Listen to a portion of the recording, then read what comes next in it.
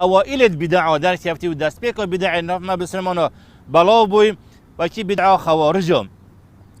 خوارج او بون اوت سر زمان سردم امام علی راضی بنا خود سر بدم امام علی هلا دانای و قلم دای گوتی تو خلد بوی چوا ایکش 10 مبشرین بالجنه و پرمام پیامبر صلی الله علیه و سلم و ایکمین کسا که داخل اسلامتی بی و چندین حدیث به هات فضلی بی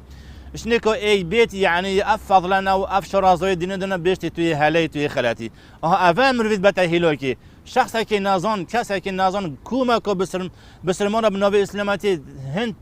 دین تنگه هن بین خلیفه که و کرمام پیامبر و زاوای پیامبری و ابد نزگینی با حشت بوتی بشه توی خلاتی اینو خروج سر امریوی کش بن امری و درک یافتن آیات که اینو گفته لقد حکمت الرجال في دين الله إن الحكم إلا لله لا حكم إلا لله كلمة حق أريد بها باطل هذا امام علي قلتي الفيلا يعني امام علي بهلا ضرب هلا قلم دا وقلت تو خالاتي وتو كافر بي سحكني اجل من دي فهم الصحابيه دي فهم السلف الصالح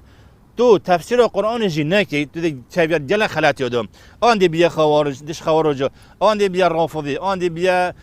طواكي حزبي هر خالاتي كده كبيت دوم اگر تو دیف ریبوز و نشوف فهموان تطبیق نکنی یا آیات قرآن کاوچو تجهش نه ولی امام علی وسط نگشت امام علی وقتی خود دید وقتی پیامبر تجهش صلوات خدا سلام کوچو پیامبر صلی الله علیه و سلم اف آیات شروع وقتی ابو صحابیه امام علی وسط تجهتن چندین آیات توتی کو بحث حکمه کلی کو انسان حکم نو برای کو دو بکتن وقتی بحث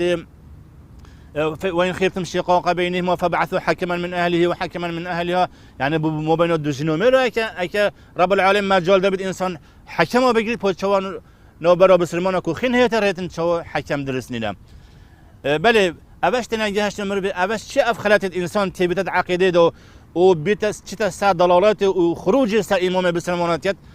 نتيجهش نا آيات وحديثنا دف فهم صحابيه دف وكيوان تناجن لازم هم وكيوان خود تبجهنن چون كيوان تكلا پیامبر که صلوات خدا سر من او وقت